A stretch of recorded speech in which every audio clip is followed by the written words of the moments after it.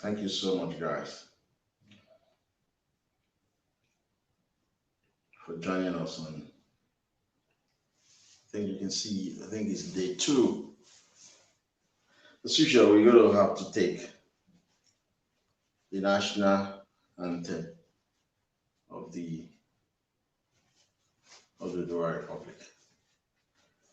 Now, that to those of you who are just, we were shut down from YouTube recently by the police, but I'm trying to get a court order from the Crown Court so that YouTube and Tumblr can reactivate my account so that at least I will have to get my materials, which are my intellectual properties. We'll have to get them.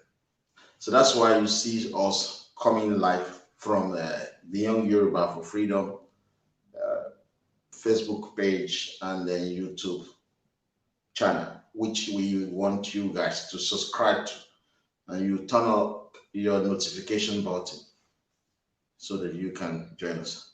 Thank you very much, Are. Our medias have been trying to put one or two things together for me to be live today. Thank you so much, Are, for your efforts and the guys in our media.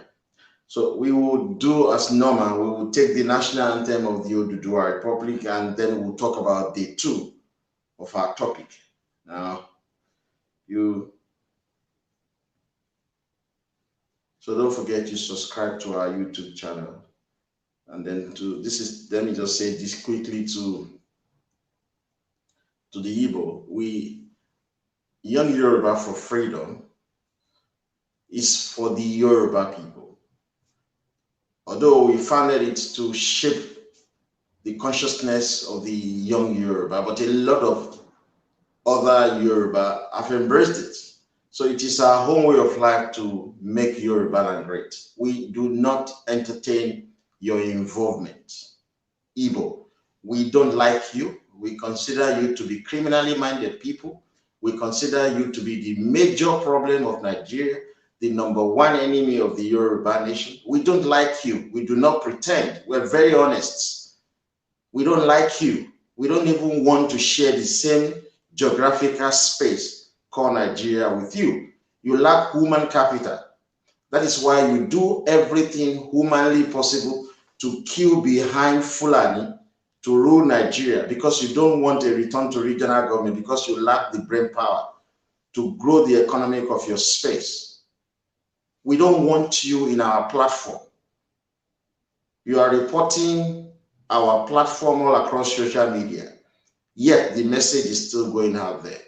You are evil people. You are horrible-minded souls.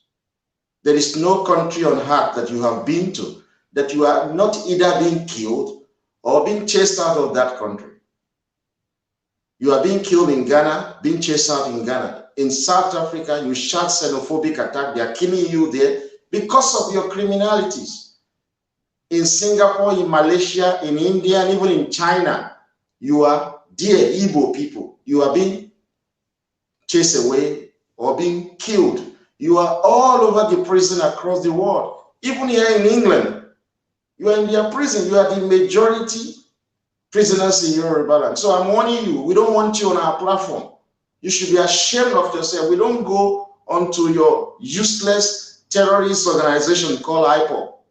We don't go there. We don't mingle with you. We don't like you. That is the honest truth. Whites, be it French, be it Germans, they will have special place in Yorubaland than you horrible criminal Igbo who are just evil-minded souls that you are. You are the problem of Nigeria. That's why you are being rejected everywhere. Even small Benin Republic and Togo, they are killing you there. Horrible souls that you are. Don't come on to our platform. We're extremely precocious set of young people. We want to make Yorubaland great. We don't want you. I've been taking my time to go through our platform. It is you that we see there.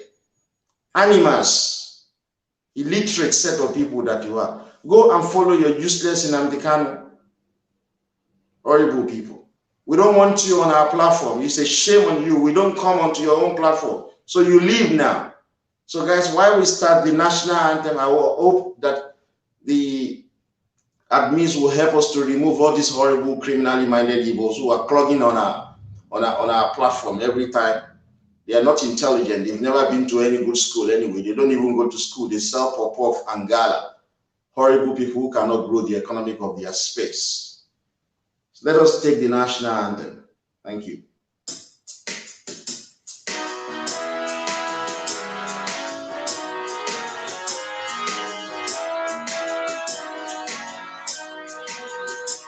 Ishewa, lewa, onishe ibiwa, kagbega, kagbega, kagbega kwaliri, Ìbàdàn wà níbẹ̀, bàtí bẹ̀rù làkọ́mọ́, ká ṣiṣẹ́, ká ṣiṣẹ́, ká ṣiṣẹ́, ká jọlá, ìṣọ̀kan àtòmìnira ni ẹ jẹ́ ká máa lépa, tẹ̀síwájú fọ̀pọ̀ ire àtòhun tó dára.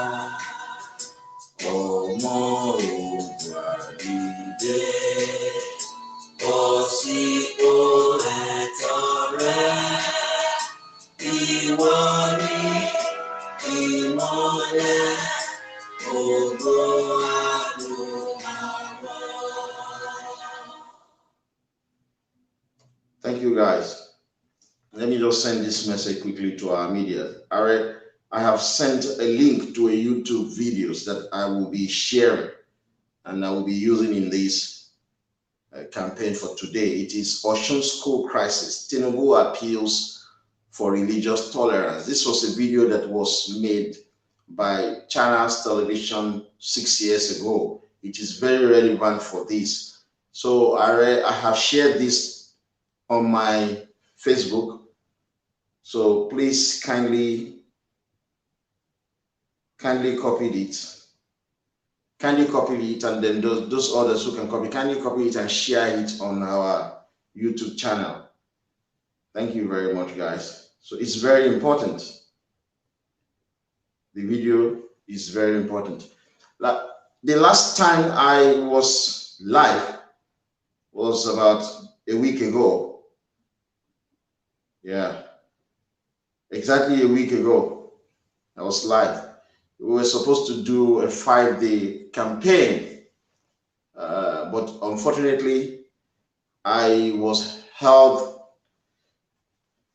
in other engagements because I needed to prepare the statement as regards my history in this country with background, relationship with my former wife, and then so many other things for my hearing. So that takes considerable amount of time and energy, and then we have to do all the things in the process. So unfortunately, I was not able to continue with that campaign, which is expected because there are so many challenges I have to face, which is essentially on my court case.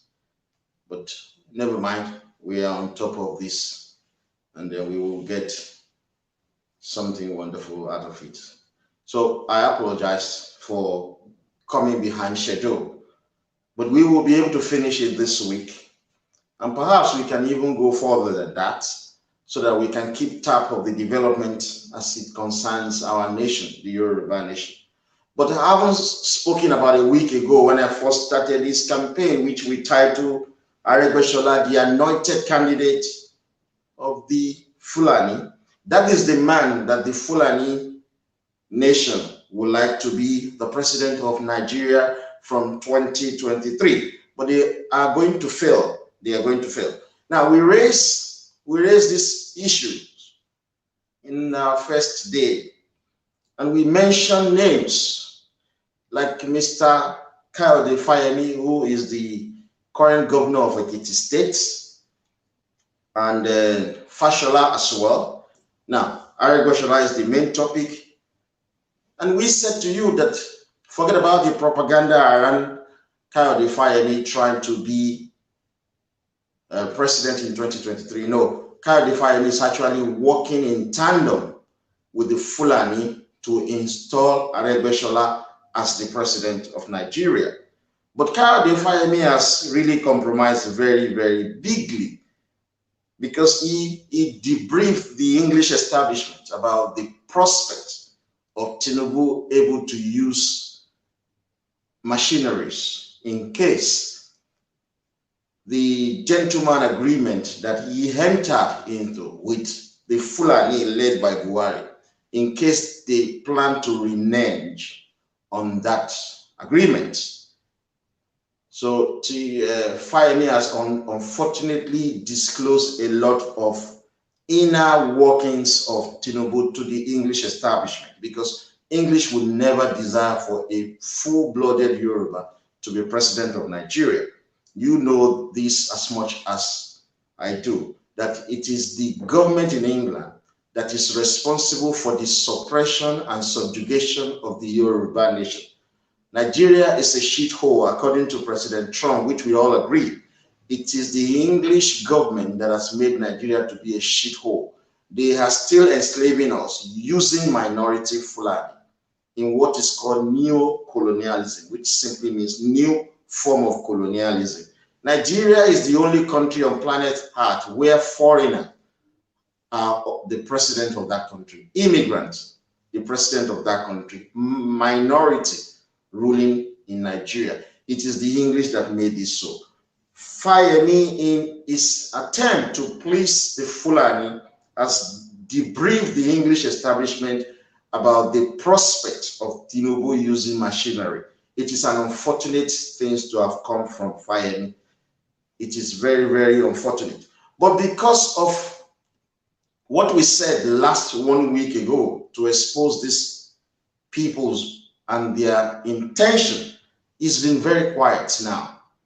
Before, he used to live and govern Ekiti from Abuja, but he's no longer doing that. He's back in Ekiti to settle down. Well, you remember the Sultan of Sokoto. We're going to remove that guy, Sultan of Sokoto. We will replace him with a Hausa man by the time we take the presidency. You will get that, believe me. All the attempts of the Fulani to use non-Yoruba people, like Aregbesola, who is an Ibira man, that's how they've been able to use it. We will use Hausa too by the time we get power. But there is a misconception. Some idiot will say, oh, don't reveal your secret out so that Fulani will not plan against it. No, we're saying this so that our children can know what to do by the time we are no longer on the planet Earth. That's the same way the Caucasian say things to their children. That's the same way the English say things to their children. It's the same thing the Fulani are doing.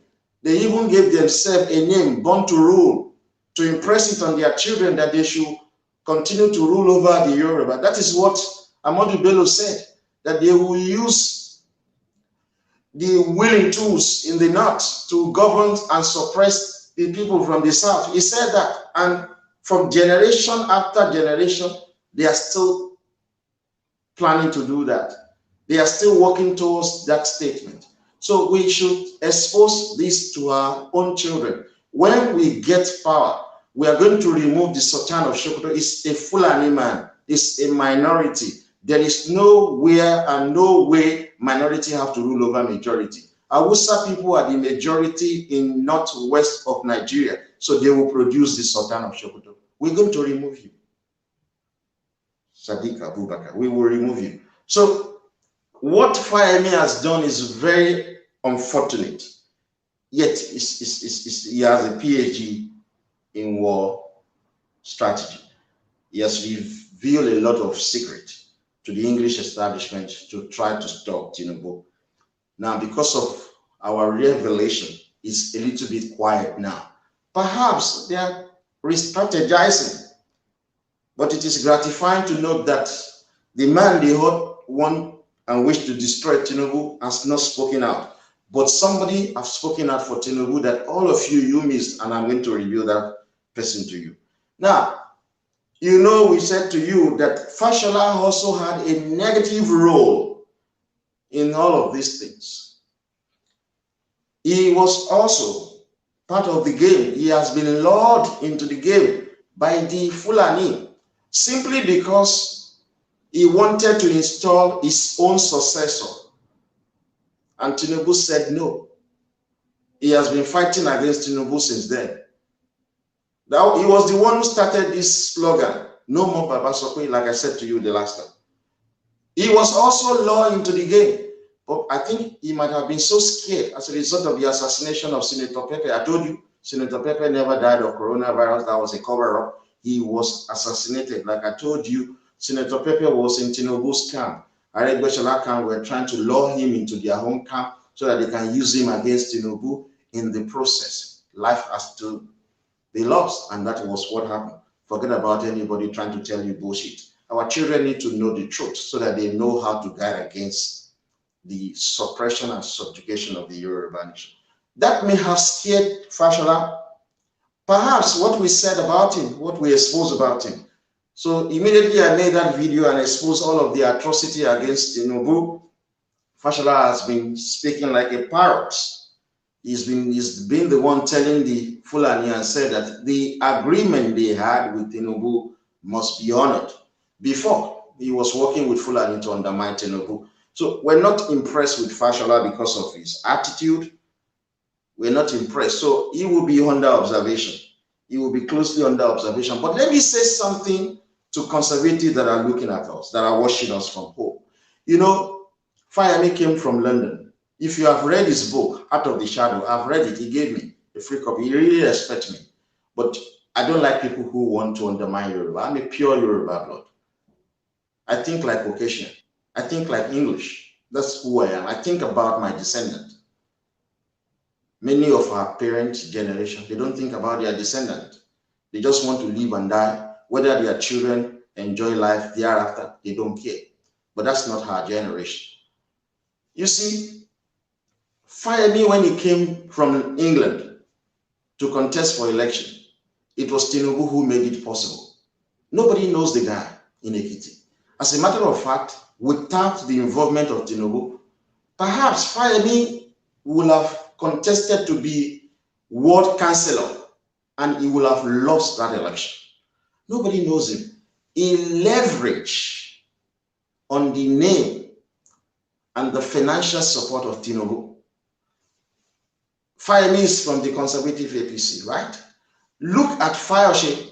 Fayose had no godfather. Fayose is from the liberal PDP. And I want the conservative to note this. And I'm saying this because I'm driving at something.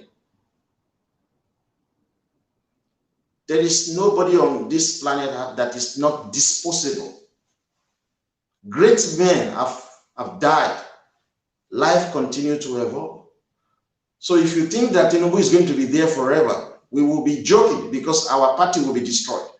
Fayemi needed the support of Tinubu, both financial, morally, and otherwise. Fayemi couldn't have won the election coming from London without godfatherism. But Fayose won election without godfatherism. You guys, you agree with me? So Fayose has strict credibility. When Fayose came out, he also came out from England.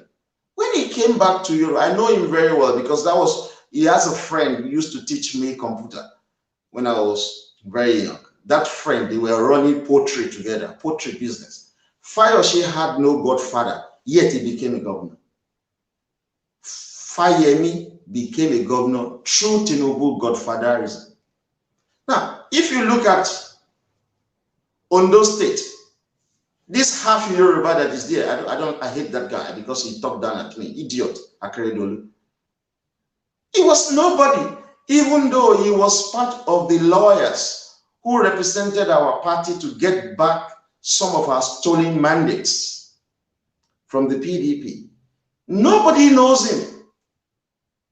He became became a governor, this Aregbesola, both his first term and his second term, on the goodwill of Tinubu. He used Tinubu godfatherism. Look at the other guy, Eyitayo Jegede. He has no godfather. Believe you me. And he almost won that election.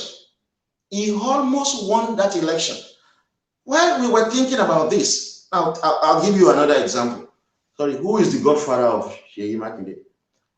Aside the fact that this man, Rashid Ladoja, supported him. Rashid Ladoja is only popular in Ibadan.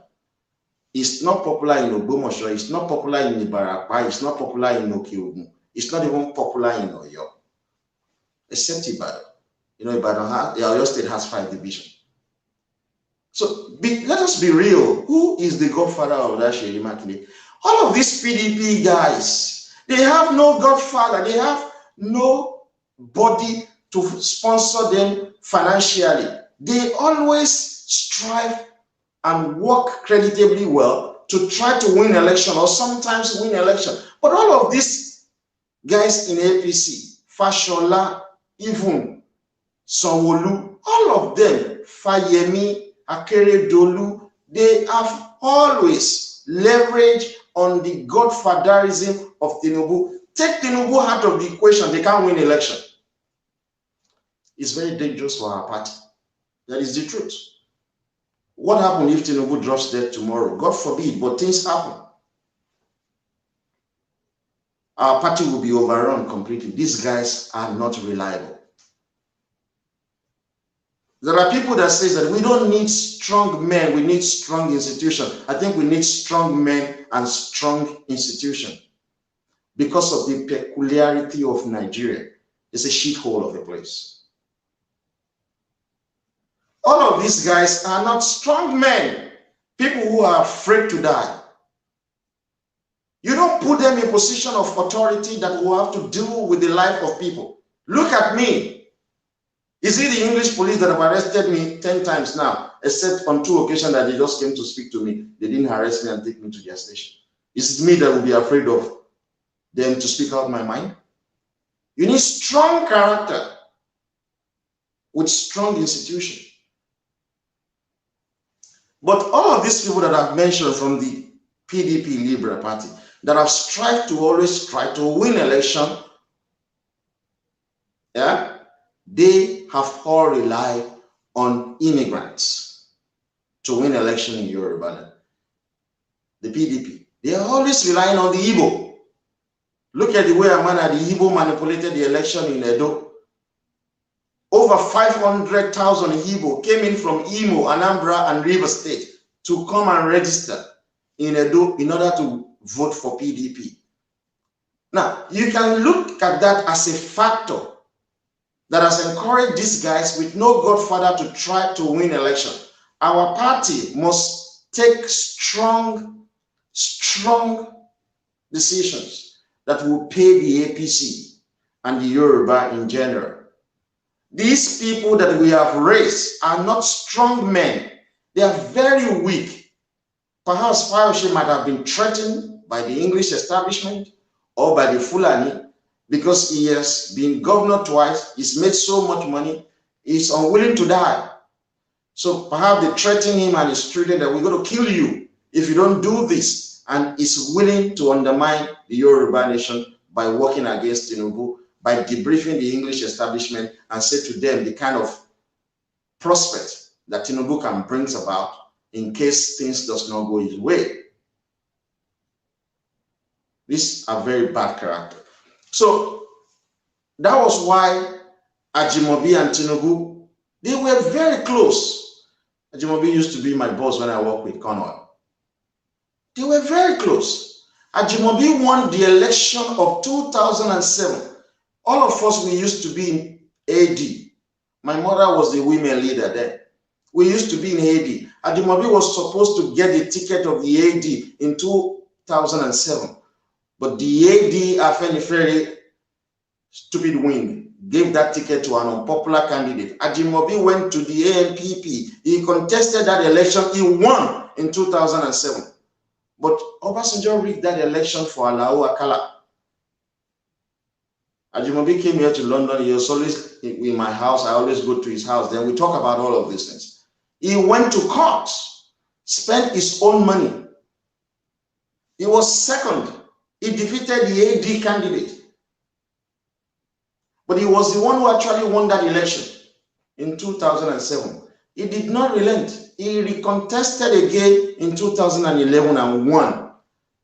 He does not need the support of Tinubu.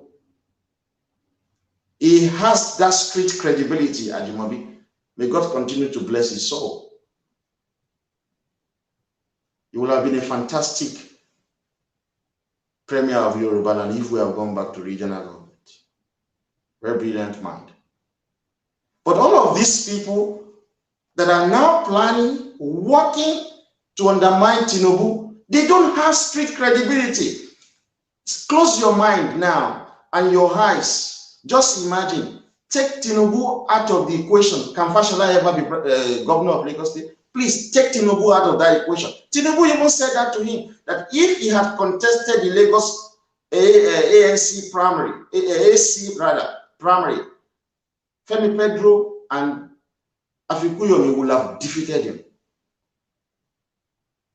Imagine, without Tinubu, can Fayemi ever be governor? Can Akeredolu be governor? Look at Aregbesola that Fulani are now using against Tinubu now. It will never amount to anything in Yorubaland without that Tinubu. So the man that brought all of them to limelight, they are now working to destroy this man. So this is a lesson for future leaders. You must embrace people who have strong characters, who will not chicken out in face of threat, coordinated harassment. This is what these people have done. Because we're exposing them now. They are trying to pretend to the general public. Fashola is a big disgrace. A very big disgrace at that. Now, look at him. He was chief of staff for 4 years, governor for 8 years, minister for 8 years. For goodness sake, he should resign after 2023 and go and lecture in one university across Yorubaland. He has had his dancing days. Fayemi should go back to lecture room or become a businessman. Aregbesola should go and resettle in Yorubaland. Let us have Tinubu as the president of Nigeria from 2023 to do one deal. He returns Nigeria back to regional government. And if Hausa, Fulani, and the Igbo do not support this, he helps us to break up the country. It's a simple deal. It is a very simple deal. But look, this is what they planned before things started changing. Like I was saying last week, if anything, if Yorubaland must be captured, the whole Oyo State is always the point of entry. To capture Yorubaland, you capture Oyo State. But since Oyo State has been divided into two, Oyo and Osun, to destroy Yorubaland, to make Yorubaland great, things must come from Osun. Why? I tell you.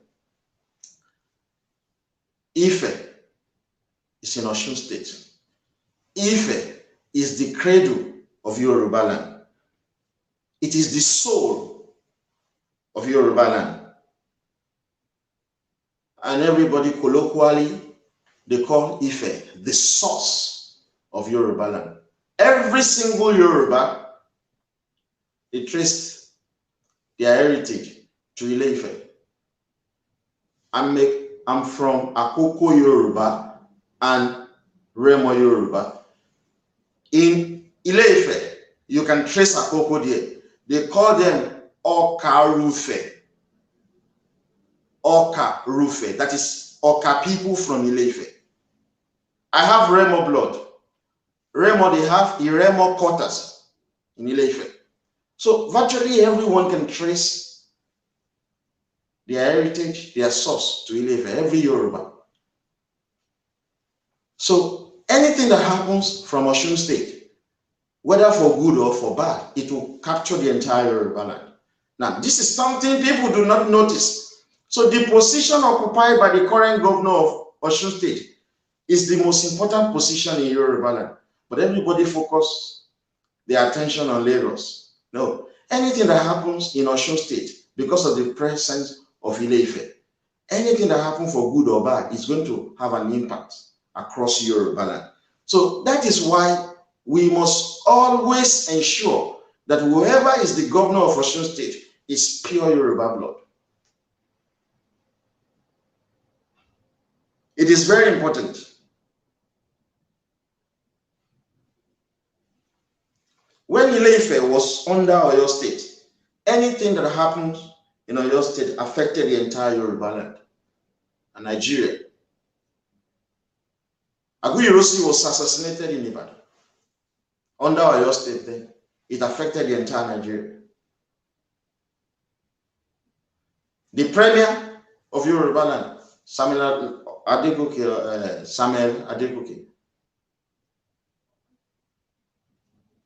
he was assassinated in Ibadan, then Oyo State, where Ife was included. So Ife is now under Osun State. Samuel Akintola, sorry. Ife is now under Osun State. So this is something the young Yoruba must understand.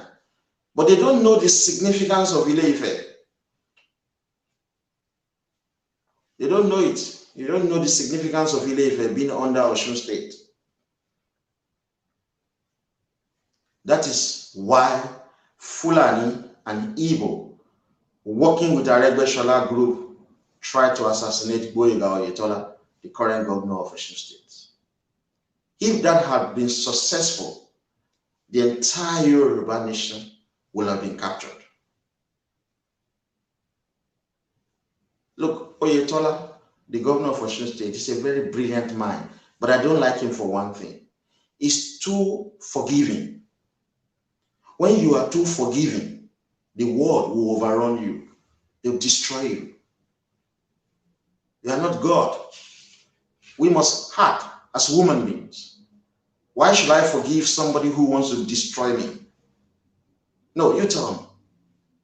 Every now and then, somebody plan evil towards me, you embrace them. They will kill you. Governor Oyetola is too forgiving. So folks, particularly young people, anything that happens in Osun State will affect the entire Yorubaland. It is because of the reality of Ife being the source of Yorubaland that the Fulani tried to cause a religious war in Osun State in 2014. All of you have completely forgotten. You see, Yoruba will always say, oh, we are the most educated in Nigeria. Some people will say, oh, Yoruba people, they are the most educated in Africa. How can you be the most educated in Nigeria, yet you are being suppressed and subjugated by Fulani who are minority and completely stark illiterate? So that means that you are not the most educated. Look at the United States of America. They can say to the world that they are the greatest country on planet Earth. They have evidence to show for it. Their military is so powerful. Their economy is so strong. Look at their science and technology. Look at the innovation that is always coming from America. They have something to show for it. How can we say we Yoruba, we are the most educated out of Africa, yet Fulani is ruling over us? Minority for that matter. Ordinary chemical and biological weapon to defend our civilization, we cannot rely on that to deal with the situation that we're being faced with when Fulani control the conventional weapon. Yet we prided ourselves and say we are the most educated. It should show in how we control others. Look at the way a man at the Caucasian in America control the world. Look at the trade war that is going on between America and China. Look at that. America is showing their skill, their greatness to the world. If truly we Yoruba are the most educated in the world, how come we are asking minority Fulani for a return to regional government? We're not the most educated. Don't fool yourself. We are backward people. Yorubaland is an illiterate society. Very stupid people. If we're not stupid, how come we cannot control our whole police? How come we cannot control our whole military? And our Oba are worried that hoodlums went into the palace of Oba of Lagos. They are now coming out. Even ordinary Yahoo boys, they can overrun the entire Yoruba palaces and destroy all the Obas with no military power. Oba that Fulani will come, Boko Haram will come and overrun every one of it. Obas with no guns. Oba with no men to defend their palaces. You know, you say Yoruba is the most educated out of Africa. Idiot. Afrikaners in South Africa, they are the most educated out of Africa. That's why when they wanted to give up power in 1994, they insisted that South Africa will practice regional government. They are minority in South Africa. They dictated the pace. That makes them the most intelligent people. Go to their region. In South Africa, is the most developed. It is where they have the nuclear bomb, the atomic bomb rather. You think they don't have atomic bomb? It is the white in South Africa that are in control of the atomic bomb, not black. That is the truth. It is the significance of Ile-Ife, because Ile-Ife is now in Osun State. So we must guide that state jealously. Fulani understands this reality. Igbo understands this reality. That was why Igbo went to bribe the Oni of Ife, and Oni of Ife was crediting Ajay to the Igbo. They know the significance of Ile-Ife, but you Yoruba sons and daughters, you don't even have any shred of understanding about your source. So in 2014, because Tinubu wasn't so sure of who Aregbesola is, the Fulani got into Osun State through Aregbesola and started the religious war. 2014. That was 6 years ago. It all started with what people can wear to school. We've never had religious war in Yorubaland. We embrace all the religion. We care less whether you are Muslim, whether you are Christians, or traditional believers. We don't care. We do not. All inter-religious crises in Nigeria have erupted in the north of the country, where the majority are Muslims with a sizable Christian. But a religious conflict of a peculiar nature started in Osun State, Yorubaland, which has large population of Christians as well as Muslims. They targeted Osun State using Aregbesola because he's not a full-blooded Yoruba. It's an Ibira man. The intention of the minority Fulani through Aregbesola was to cause religious conflict with the use of guns, machete, to battle in the state. At that moment in time, when the religious war was raging, one man stood the test of time. One man. And I'm asking you guys in media to circulate the video I'm about to play. One man saved the Yoruba nation as far back as 2014. He was still trying to understand who Aregbesola is. Unknown to that man, Asiwaju Bola Ahmed Tinubu, Aregbesola was working for the Fulani to cause religious war in the most important states in Yorubaland, Osun State, because of the presence of Ile-Ife. In 2014, Tinubu came out. He appealed for religious tolerance and met with the leadership of the Osun State Christian Association of Nigeria over the happenings at the Baptist High School in Iwo. That was where the war was raging. Now, let me quickly play this video for you. We can show it. I've set people to send a link down to you. It is, you can find it on YouTube. The title is Osun State Crisis. Tinubu appeals for religious tolerance. It was published February 14, 2014. That was exactly more than 6 years ago. Take a listen, please. And the National Leader of All Progressives Congress, Tinubu, has been meeting with the leadership of the Osun State Christian Association of Nigeria on the recent happenings at the Baptist High School in the state.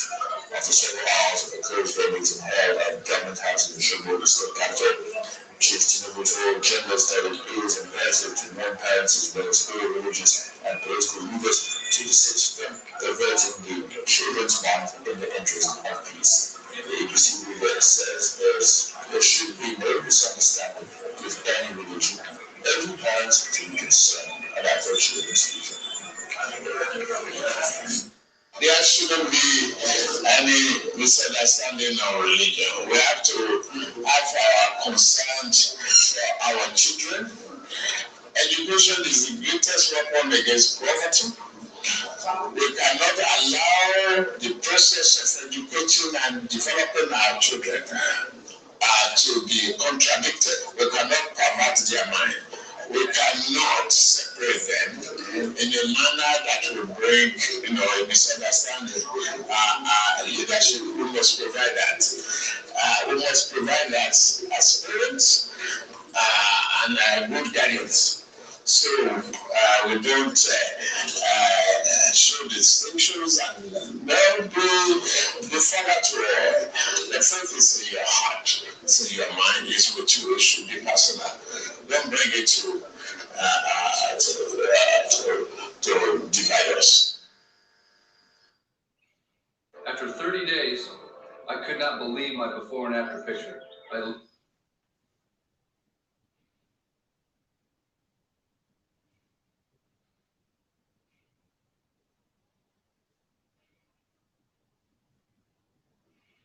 Yeah, guys, you can see that was leadership. That was leadership from Asiwaju Bola Ahmed Tinubu. When Aregbesola was working in tandem with the Fulani, we had no inclination into why Aregbesola all of a sudden woke up one day and decided to say that students can wear hijab to school, all schools in Osun State. He woke up one day and decided to take the school from religious organizations and decided to make all the uniforms of the school across Osun State to be one and the same and change the name. He changed the name of all Christian schools. Everything. He was working on the directives of the Fulani to cause religious war in Yorubaland as far back as 2014. Tinubu stood up. In that interview, you will see that he said no misunderstanding in religion, that education is the greatest weapon against poverty, that we cannot pervert the minds of our children, and that we must show leadership as parents, as leader. He says that faith is in your mind and your heart, and that is where it should be. He came out. I have no knowledge of this, but I can tell you on a personal note that he will have scolded Aregbesola to find out that why he was trying all his possible best to cause religious war. He was perverting our children's mind. He was doing this intentionally. Right from the onset, under the leadership of Tinubu. But Tinubu wasn't aware that Aregbesola was doing this to satisfy the demands, the instructions of the Fulani. He has been planning all of this thing all along. That senator that was alleged to have assaulted a sales girl as a sex toy shop, That was the man who revealed to the world that Aregbesola has been funding them with Yoruba money, funding the Hausa Fulani, following the instruction of these people to cause religious war in Yorubaland.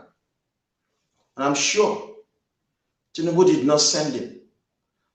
So when the war broke out at the Baptist High School in Iwo, Tinubu left Lagos and quickly went there to resolve the matter.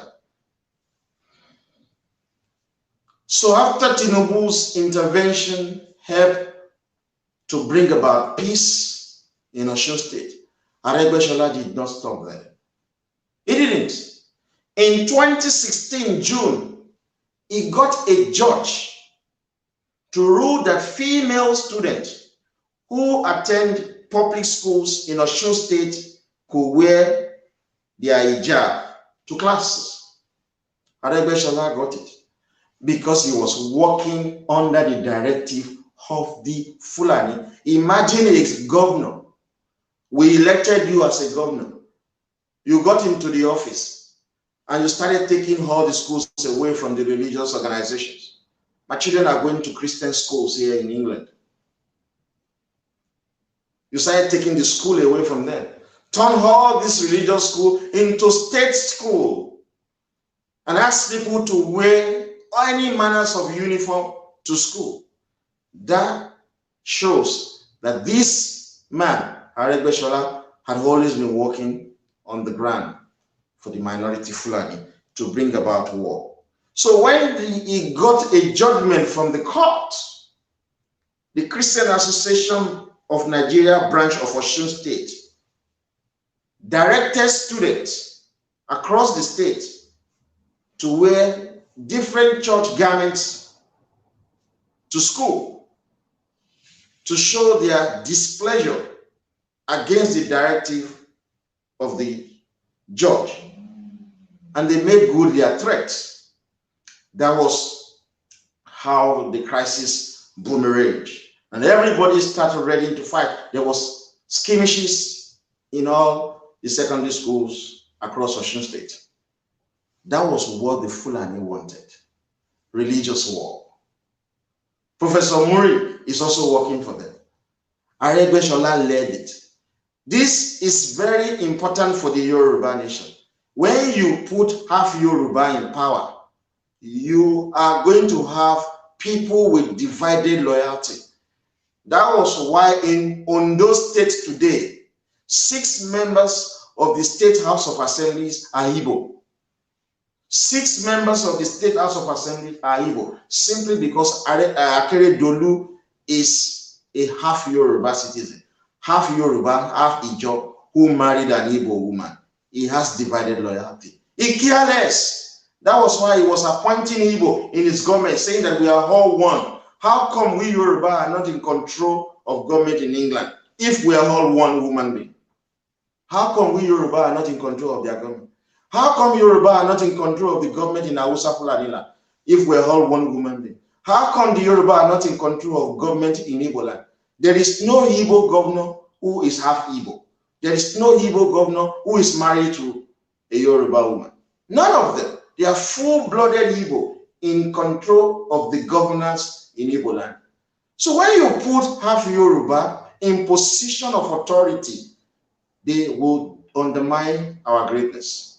They have divided loyalty. So Aregbesola cares less whether people kill themselves over hijab or not, because he is not a Yoruba man. Ati Keramero.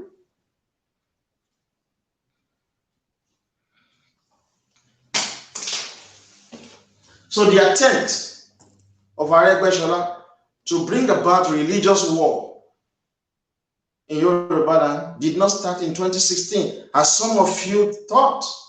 It actually started in 2014. Tinubu quickly came out, left Lagos, and he was into panic. Panicking, trying to call meetings.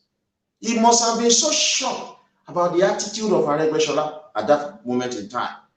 So today, he knows so well that Aregbesola has been working for the Fulani. That is why Buhari is telling everybody to ensure Aregbesola wins the APC convention in 2022 to select the presidential candidate of the party. That is the reason why they have fixed their convention for December next month. They want to extend the interim chairman's position of the APC. They want to register all members all over again. You know what they are doing? All the leadership of ward, local governments across Yorubaland who are loyal to Tinubu in the APC, they want to remove them. You know, these are the people that will form the delegates to go to Abuja to go and elect who will be the presidential candidate of the party. They want to remove everyone that are loyal to Tinubu and replace them with those who will be loyal to Buhari. So when they get to the convention in 2022, all of them will give their vote to Aregbesola. They are bringing in some Igbo governors into the APC.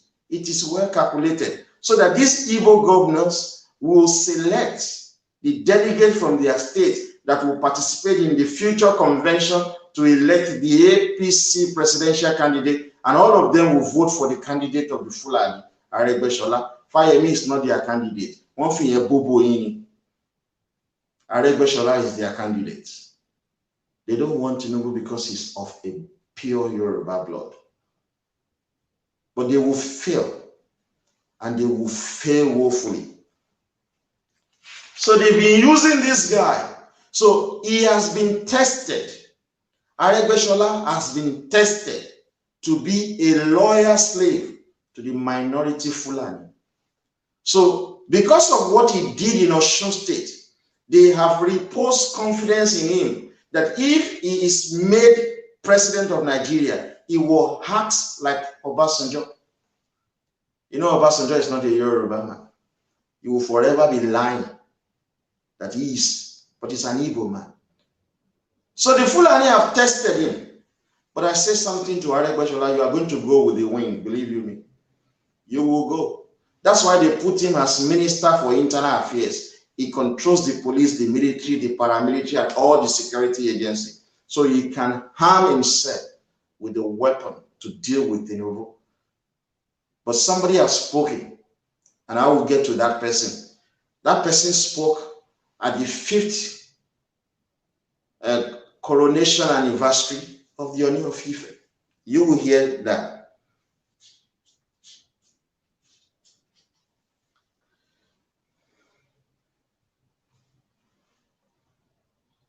You know what he did? Some of you must have forgotten. You know, he demolished Fakunle High School. That was originally a Christian missionary school. Aregbesola was working on the instructions of the Fulani. Shortly thereafter, he announced plans to reclassify schools in the state. People started suspecting that he has a hidden agenda. He reclassified the school, changed the name of all the schools. How can you take school away from the religious organization and turn them into public school? You build your own public school because government cannot do it all. So the private initiatives from the Christians and from the Muslims organization who have opened schools, what is expected of the government is to give them regulation which they have to follow. You don't take their school away from them. This is what is called private-public partnership. But he wanted to cause religious war in Osun State. If that had worked, Yorubaland would have been engulfed in religious war. You will start seeing Muslims and Christians killing each other. Those of us who are Orisha adherents, we're going to fold our hands and say, what are we going to do? But Aregbesola failed because of the intervention of Tinubu, a pure Yoruba blood. You see, all the people who claim to be Yoruba, hating on Tinubu on social media, they are actually not Yoruba citizens. I'm telling you, majority of them are half Yoruba, and others are not even Yoruba at all, but disguised as Yoruba. Look at Ganiyu Adam. We shut him out. He talks again, we will shut him out. It's not Are Ona Kakanfo. We don't even call him Iba again. He has ceased to be. During the NSAS protest, he granted interview condemning our ultimatum. He made billions of naira from the ultimatum that we issued because the Igbo went to him and he said that they gave him money to protect them. Did you see the video of OPC of Gani Adam guiding Computer Village and all other Igbo markets? Igbo paid him billions of naira through our names. It will amount to nothing in Yorubaland because Uti Dale Yoruba, and it's not a Yoruba man. So he will go back to Nopeland and be the Are Ona Kakanfo if they will allow him to do so. Immediately, this guy reclassified the schools. War broke out in Osun State. Students started beating each other, attacking each other, assaulting each other, including their parents. During the Parent Teachers Association's meeting, Tinubu stepped in to douse the tension. Even this guy, Professor Isaac Akintola, is another proxy of the Fulani. I once spoke to him. I said to him that, look, you have taken enough money from Fulani. If they want to kill you, why don't you run away to America with your family and enjoy your money there? Or you go to somewhere that is not so popular. All of the money you've taken from Fulani is enough. So why do you want to undermine your own homeland? I have my doubt whether that Professor Isaac Akintola, whether he's a full-blooded Yoruba. I have my doubt. That guy made a statement 6 years ago. He thought that there would not be reminiscence of history. He said that wearing of hijab was Allah given fundamental right to female Muslim students. It's an illiterate. Forget about the professorship before his name. This wearing of hijab is not any fundamental right to female Muslim students. It is not given to them by Allah. In Middle East, it's a desert. To protect their women from sound, their ancestors came up with the ingenuity of women covering their head and their face because of the sound. Sand. It was not given to them by Allah. Yoruba, we are in a tropical region with scorching sun. We don't need to wear hijab. The men from the Arab, they wear jalamia because of the heat coming out from their desert. It is not given to them by Allah. It was the ingenuity of their ancestors to try to salvage the situation they found themselves in. But this stupid Professor Isaac Akintola saying that wearing of hijab was Allah given fundamental right to female Muslim students. Idiots. Go to Hausa land and live there. These two religions, Christianity and Islam, they were introduced to Yorubaland. God Almighty never made Yoruba people Christian or Muslims. He made us to be Orishadians. These two religions, the Islamic religions was introduced to Yoruba from the Middle East. Christian religion was introduced to Yoruba from the European countries. And both of these people, they participate in killing other people. So is that the kind of religions that we have to embrace? We Yoruba Orishadians, we don't proselytize. That means we don't force people to convert to our religion. No, but Islam and Christianity, they are always involved in crusade and jihad. It's the same thing. Crusade and jihad is killing of people. If truly their own religion is superior, why must you kill people to convert them? You see? But that is not for today. It is just to tell that man who called himself a professor that he's an idiot. But something happens. While Aregbesola working with the Fulani, working with the PDP in Osun State, you know, PDP is a shit, useless party, working with them in tandem to assassinate Boyega Oyetola. the current governor of Osun State, because he reverted all the nonsense policy of Aregbesola. He formulated those policies to cause religious war. Gboyega Oyetola is also a Muslim, by the way. But it's Yoruba first and foremost, because Aregbesola is an Igbira man. He doesn't care if Yorubaland is engulfed in religious war. We must not make this mistake again. Akeredolu and Seyi Makinde should be the last half Yoruba to be governor in Yorubaland, because they have come up with policies that are not favorable to the interests of the Yoruba nation. They should be the last. We cannot afford to bring in half Yoruba as governors anymore. They are always looking to destroy Yorubaland. Look at Seyi Makinde. He had a problem over Lautech. He went to the Olubadan of Ibadan, pleaded with him to go and speak to Tinubu in Lagos so that Tinubu can intervene and speak to Gboyega Oyetola. What stopped Seyi Makinde from going to Tinubu directly himself? Nothing. But because it's not a pure Yoruba, he's playing games. If he's a pure Yoruba, he will just ring Tinubu and say, Egbon, or Asiwaju, problem ta ní lórí Lautech rèé o, ẹjọ́ ẹ bá wa bá ẹni báyìí sọ̀rọ̀ àbí kí lẹ máa bá wa ṣe sí. The problem will resolve, but he has to go through Olubadan so that Olubadan will go to Tinubu. This half Yoruba are constituting nuisance in our space. So that was why, one of the reasons rather, why Aregbesola wasn't happy with Gboyega Oyetola, because Gboyega Oyetola reverted all the useless policy. All the school Aregbesola took away from the Christian and the Muslim, Gboyega Oyetola returned them back to their original owners. Governor Oyetola also reviewed and strengthened some of the policies of Aregbesola, among which are abolishing the single school uniform and return school to their original school uniform of different school. So he returned the school back to the owners. He said that was a wrong thing to have done by Aregbesola.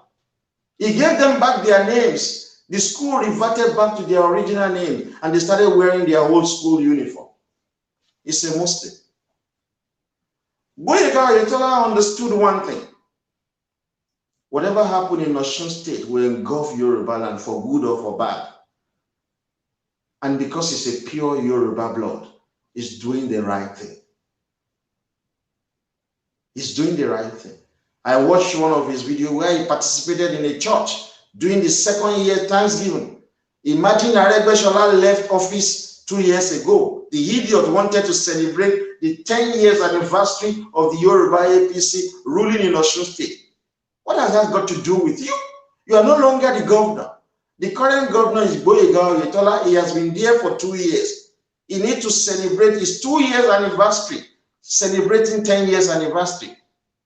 Because it's not a pure Yoruba Aregbesola, he wants to continue to constitute nuisance. This boomerang into almost street fighting in Osun State. When we allow half Yoruba or non-Yoruba to get into authority, they mess up our peace of mind. He was stopped. Aregbesola was stopped from celebrating his stupid 10 years anniversary. You are now a minister sitting in your house in Abuja. Continue to hobnob with Fulani there. Leave Osun State alone. We have a brilliant governor who is working. You see, let me tell you one thing about this horrible half Yoruba people. You know, Akeredolu and Seyi Makinde credited themselves as the people who initiated Amotekun. Amotekun was actually conceived by YYF since 2017, when I said that Abiola and Akintola were killed because they were Ààrẹ Ọ̀nà Kakanfò with no military men. That if we do not have our home military, that we will be overrun. I said that in 2017. But one governor picked on that policy initiative, and that governor is Gboyega Oyetola. He was the one who actually conceived the Amotekun, not Seyi Makinde, not Akeredolu. But did you see Boyega Oyetola taking credit for that? No. That's why I disagree with him. He's too nice to be governor. He's too gentle. So he needs to change some of his ways. You cannot relax when people are plotting to assassinate you to get at Tinubu. You cannot relax when you are doing so much good. You have to push this out so that the public can know this is what you are doing. Nigeria is a peculiar situation where nothing works, but this guy is making things work in Osun State, but he's not talking about it. So the electorate will not know. You cannot wait until when you are campaigning for your second term for people to know that you were the one who conceived the Amotekun. You have the evidence, push it out so that the electorate will be able to vote for you for your second term. He continued to ignore the red flag, the attitude of Aregbesola, the attitude of the PDP in Osun State. You cannot ignore it, Governor Oyetola, you cannot. Otherwise, you allow these people to consume you. So he revived and strengthened some of the policies of Aregbesola. Among other things, he returned the school back to their original owner, gave them back their name, gave them back their uniform. There is no religious crisis. Did you see everybody celebrating that guy in Osun State, particularly parents, teachers, and students, carrying placards, saying thank you to him? But really, they are not supposed to even say thank you to him because they elected him to do what they wanted him to do. He's actually a servant, so the people are his bosses. But he has done so well.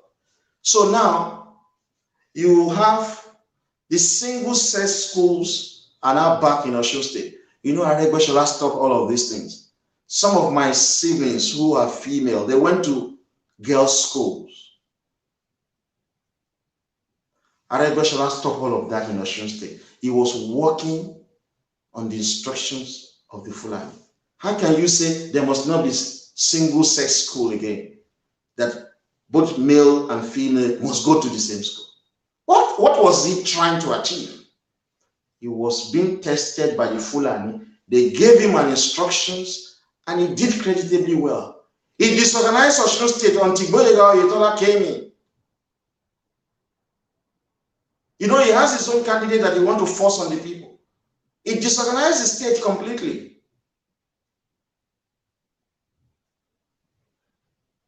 This is a terrible guy. His true color is now being shown.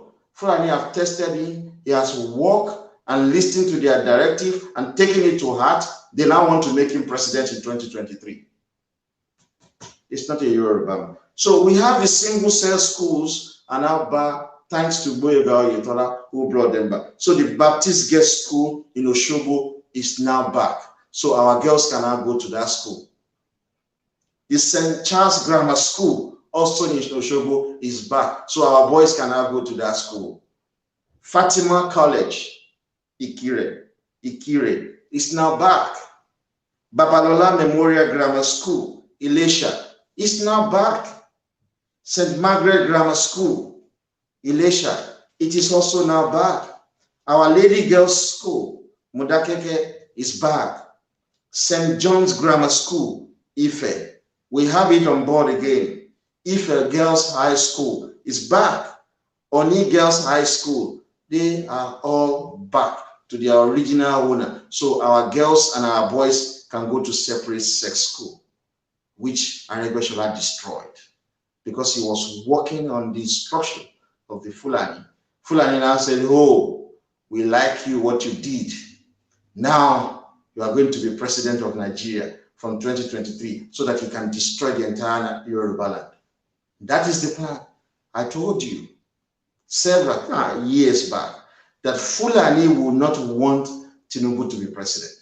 Igbo will not support Tinubu to be president. Why? It's a very simple reason. It's a pure Yoruba blood.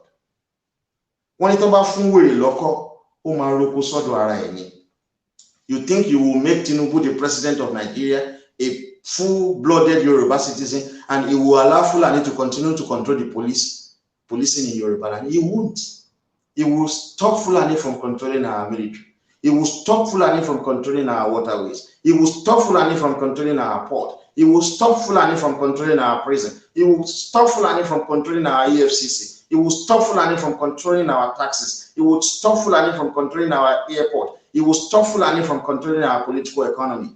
They know. That's why they don't want him to be president. So all of this noise that they make around is corrupt. Is all propaganda. They know that that is the man that will change Yoruba for good. That is the man that will give us regional government or give us Oduduwa Republic. They know this very well. You know, Aregbesola also canceled primary and secondary school. Do you know that? Many of you are not aware he did that. So our primary and secondary school are now back in Osun State, courtesy of the current governor of Osun State, Gboyega Oyetola. He's done a lot of fantastic things. And we are proud of him because he's a member of our party. But we need him to be of strong character. He has allowed Aregbesola to take advantage of the fact that Gboyega Oyetola is a meek man, very humble man. But if you want to do the right thing in Yorubaland, you have to give it back to those who want to destroy it.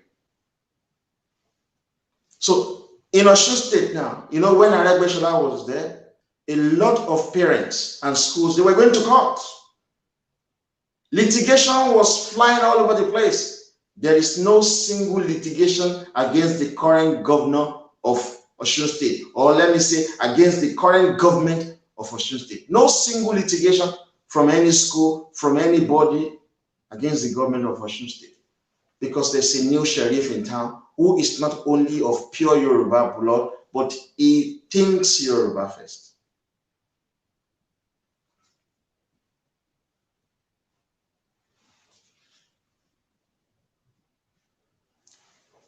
I have to tell you that the Fulani obviously do not like the reversal of policies of the current governor of Osun State. The Fulani has informants in the cabinet of Gboyega Oyetola, who is the commissioner of information. We have a way of getting all of these things. Funke Aregbesola, she's actually a PDP card-carrying member. It was imposed on Aregbesola, on Gboyega Oyetola. The current commissioner of information in Osun State, Funke Aregbesola. This, when we discovered this, and I asked our source, why is this very easy for this to happen? Is Tinubu not aware of this? That was the question I raised. The source told me that, look, Tinubu does not influence governance in any states in Yorubaland, because he believes that he has put people with brain to do the right thing. So that's why when you, as a governor who has come under the party of the Yoruba APC, Tinubu does not dictate who becomes your commissioner. It does not dictate who becomes your board member. It doesn't.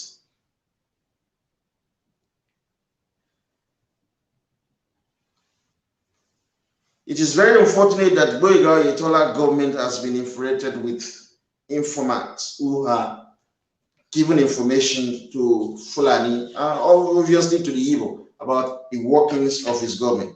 There are several Aregbesola loyalists who are working as commissioners in Osun State, trying to undermine this guy's government.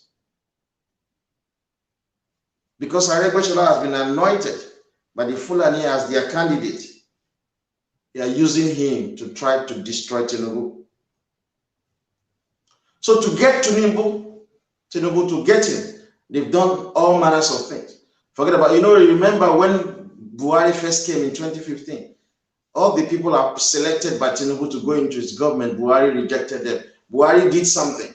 Before the election of 2015, they have planned that Buhari CPC will control the presidency, Tinubu ACN will control the National Assembly. Tinubu has his own men who will be the Senate President and the Speaker of the House of Representatives. But what happened? Buhari reneged on that agreement. He imposed Bukola Saraki, a Fulani, and another guy as the Speaker of the House of Representatives. They just rejected and abandoned Tinubu. But when he wanted second term, Buhari came to Tinubu and was pleading with him. Tinubu still helped him, but don't think he's stupid. He knows what they are capable of doing to him to undermine the agreement they had that by 2023, he will be the presidential candidate of the APC. What the Fulani are doing now, they are trying all theories to get Tinubu out. They are not doing this alone. Everything has the handwriting of the English establishment. Look at what they did in 2019. Look at what they did in 2015. In 2015, Atiku Abubakar, a Fulani, he moved over from PDP to APC because they wanted their brother, Buhari, to be president. So all the Fulani in the PDP moves to the APC in 2015. Buhari secured the presidency. In 2019, Fayose was gaining ground in PDP, and people don't like Buhari. So the Fulani were worried. They were very concerned. Fayose was coming out, supporting Nnamdi Kanu, giving money to IPOB, encouraging the Igbo, supporting them. The Igbo were expected to say thank you to him and make him the presidential candidate of the PDP in 2019. Atiku, all of them from the PDP, they quickly decamped from the APC, Zoom, moved down to PDP, paid Igbo money, and Atiku got the ticket. So two minority Fulani, Buhari and Atiku, became the presidential candidate of the two major political parties in Nigeria. Head or tail, a Fulani became the president again in 2019. So you can see their games. What are they doing now? They are trying to damage the APC, trying to bring in new people who will control from the ward to the states, so that when they go and do the primaries, their preferred candidate, like Aregbesola, will become the APC presidential candidate. If that fails, they are still holding on. They have one leg in PDP. That's why Fayose is also staying there to protect the interests of the Yoruba in that party. If they can't get their candidate in PDP, if they cannot get their candidate in APC, they are looking up to Jega, the former INEC guy, to come out under the party of that Yaradua guy. Shehu Yaradua, PDM or something, so that he can come on that ticket, so that they can mess up everything for Tinubu, they can mess up everything for Yoruba. We know this game, and this game is going to consume them. Tinubu is not Awolowo, he can never be. It's not Abiola, he can never be. It's Tinubu. If you look at his family background, the records are there.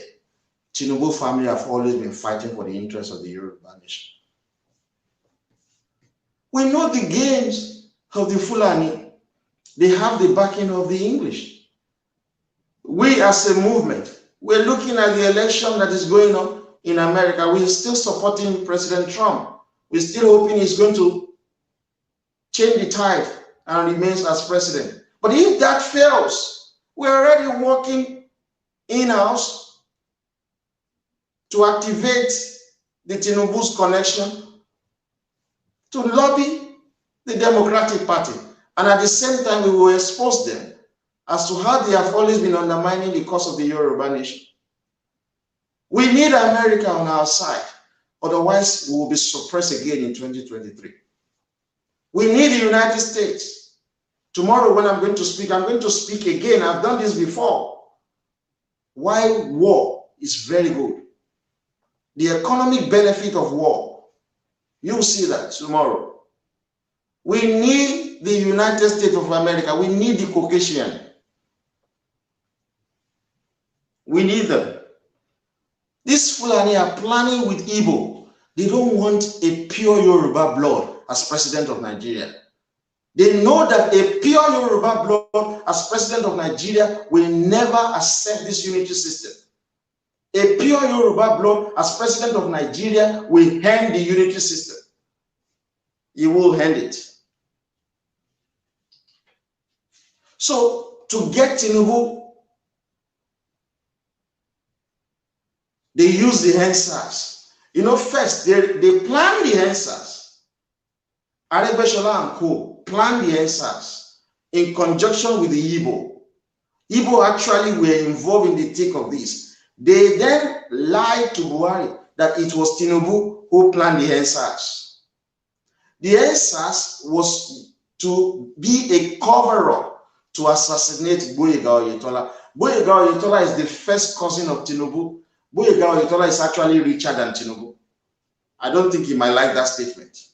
But he has been wealthy since the 80s.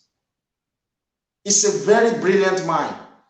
Tinubu actually calls him encyclopedia of Yoruba nation.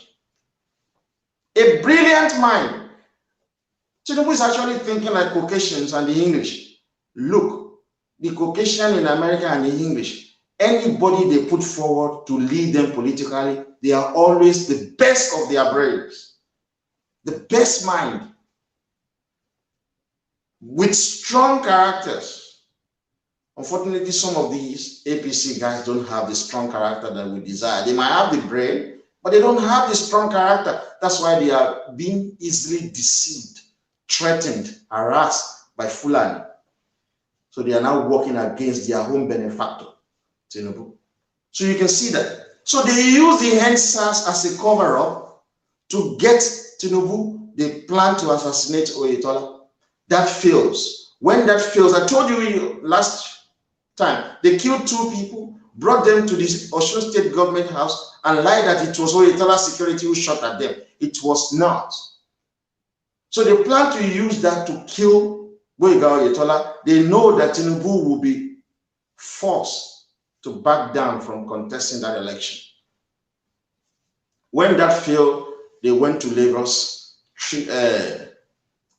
activate Nnamdi Kanu hype-up, destroying Tinubu's business interests and destroying Lagos.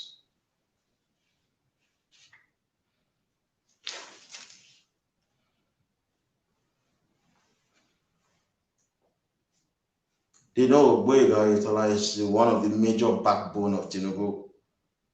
They know. So they're trying to kill him so that Tinubu can just hands up and say, I surrender. But we will not. Folks, every time I think about what Tinubu is going through now, I actually think about my future. With what I have done as an individual, with what we have done as a movement, the Young Yoruba for Freedom. In future, the Yoruba will decide and say, oh, grandson, you've done greatly for the Yoruba nation. We're going to push you forward. It's the same way Igbo and Fulani will be doing propaganda on me. Try to destroy my life. Try to destroy that of my family. So every time I see this Yoruba pretending to be Yoruba, attacking Tinubu, I actually see my future. If we allow them to succeed, they will destroy people like us. Easily. Easily. Because it will be in record that they destroy Awolowo, they destroy Abiola, they will have then destroyed Tinubu. What are we going to say? But because I've read the history of the Chinese, 4th generation fought against the English to get back or come from the English. The first generation failed, the second generation failed, the third generation failed, the 4th generation gave the English 24 hours to leave. The English packed their things and left Ockham and gave it back to the Chinese. 4th generation fought for one thing. It was the 4th generation that got it. So we are hoping our own will not get to 4th generation. We are hoping Tinubu will close the deal, bring home the bacon, become the president in 2023, and help us to return Nigeria back to regional government or give us a Oduduwa Republic. That is the mandate. So, folks, if you support this non-Yoruba pretending to be Yoruba, you know Gani Adam, who call himself Gani Adam, is fake. He's not a Yoruba man. Aregbesola is not a Yoruba man. Yinka Odumaki, that is always antagonizing Tinubu all of his life, is married to Igbo. Ayo Adebanjo, that 94-year-old man, is not a full-blooded Yoruba man. all of these people that are talking against Tinubu, saying Tinubu is corrupt, is corrupt, is corrupt, they are not Yoruba citizens. They want to destroy your home future. So if you join them, it is the generation that is coming after Tinubu that you are already destroying. But if we are able to defeat them, my generation will be so bold. We will come home and we will dictate to the Igbo, we will dictate to the Fulani, we will dictate to everyone in Nigeria. The same way the Caucasian rule over everyone in America and the English are always producing prime minister in the United Kingdom. Because we have the two things that are necessary to live in Nigeria. We are the majority and we are the economic backbone of Nigeria. The Igbo and Fulani contribute nothing to the running of Nigeria. Nothing, absolutely nothing. I'm not joking, I'm being serious. Nothing. If you destroy Lagos, without firing one single shot at Hausa, Fulani, and Igbo, you're actually destroying them. Bring down Apapa Wharf, bring down Tinker Port, bring down the Lagos Stock Exchange and the Lagos International Airport. Igbo and Fulani life is gone. That is the truth. And that is what will be the lot of these people scheming, planning against Tinubu in order to destroy the Yoruba nation. They will face it. It has always been their plan. They do not wish to give up power. They have the backing of the English establishment. We need the good people of the United States. My fear is that whenever the Democratic Party is in power in America, Yoruba nation is always having problems. Can we change the tide in this generation? Yes, there is a possibility. So we, as a movement, we are already telling our people who have been working with the State of Israel, who have been working with the Israelis in America to help us to lobby, that we would like to negotiate. I am willing, and I believe that the Yoruba nation is willing to give America 10% of the control of our wealth. 10%. You know what happened currently? The wealth of Yoruba nation, Hausa Fulani control it 100% with the backing of the English. So they give to us back only 8% in form of monthly allocation, security vote, and constituency allowance. It is ridiculous. So Hausa Fulani and English takes 92% of the control of our wealth. That's why we are poor and miserable. That's why a lot of Yoruba in America and Canada and across European countries. So if we have common sense, we will give America 10% of that wealth and we take 90%. That will be politically viable, economically reasonable, and it brings about common sense. Why should we continue to throw away 92% of our wealth? No.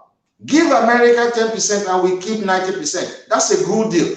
That is what we need to talk to America from. Unfortunately, if President Trump fails to close the deal, we will talk to the Democratic Party.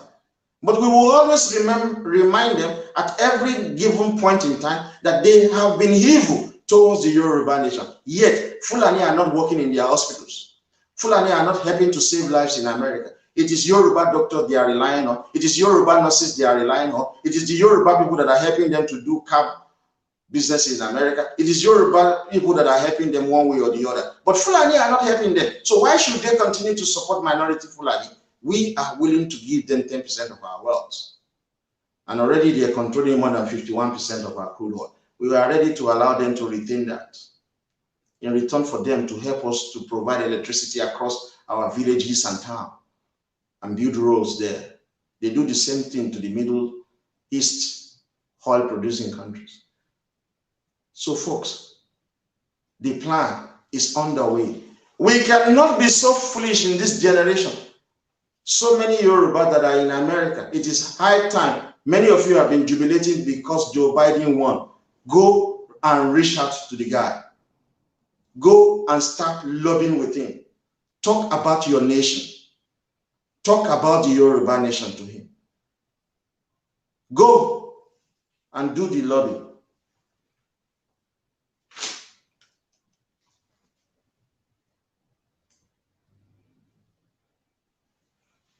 You know, this Aregbesola guy is an idiot, you know. When the late Oniru died, Aregbesola was using Buhari. He wanted to install an Oba in Lagos. He wanted Ajasha to be the new Oniru of Yorubaland. He was now using Buhari and all the Fulani to install an Oba in Lagos. Tinubu stood his ground and said, no, it must be Bolahon. That was how Bolahon became Oniru of Yorubaland. Aregbesola is a useless man. It's not a Yoruba. That's why it is dangerous to give power to non-Yoruba. They will destroy you. Now, the people in Alimosho local government, where Aregbesola is always having that power there, they are taking the power away from him now because he's working with the Fulani to destroy Tinubu. So that was what went on. Many of you don't see. That was what went on there. He wanted to install the Oniru of Yorubaland, Aregbesola, and Ibiraman. Huh? Yoruba, we've lost it a long way. Foreigners, it's like me, a foreigner in England, installing their king for them. Is that a possibility? When that failed, he activated the attempt to kill Boyega Oyetola. We know all of these things. So, folks, let us be reasonable. A lot of damage is ongoing in Yorubaland because of the half Yoruba. Many people bearing Yoruba name in our political lives in Yorubaland actually they don't have 0% Yoruba blood in them. Now let us quickly move away from that.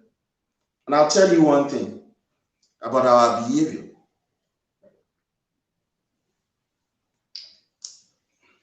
Not us, but the Yoruba liberals. You know these Yoruba liberals to be half Yoruba. Some of them are not even Yoruba at all. Few months ago, they were shouting, October 1st, we're going to do this. We're going to do that. Targeted at Tinubu. Their slogan with the Igbo is that the amalgamation of 1914 is the problem of Nigeria. That's what they said. Do you notice recently that they have changed their slogan? They are now saying the 1999 Constitution is the problem of Nigeria. You remember, I countered them saying that the 1914 amalgamation is never the problem of Nigeria, that the problem of Nigeria is the 1999 Constitution. They have moved down to that level. But this is something that I want to sharpen your insight into. Number one, we blame the Berlin Conference of 1884, 1885 as the problem of black people. We blame the 1914 amalgamation as our problem in Nigeria. Now, we are blaming the Nigerian Constitution of 1999 as the problem. This has always been the three issues that we have always raised, that these were the problem in Yorubaland, in Nigeria, so to say. Now, the questions I asked somebody recently is very simple. If the Berlin Conference of 1884-85 was the problem of Africa, how come the African Union failed to address the problem since 1963, when the African Union was formed? It used to be called OAU, Organization of African Unity.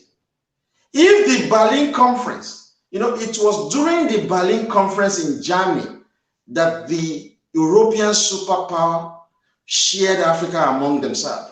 They created fake countries that you see. Nigeria is a fake country. It was created by the English.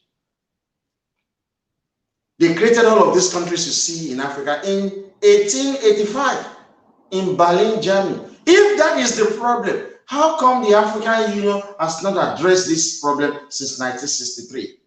So that is not the problem. If the amalgamation of 1914 was the problem of Nigeria, how come all Nigerian constitution failed to address that problem. How come?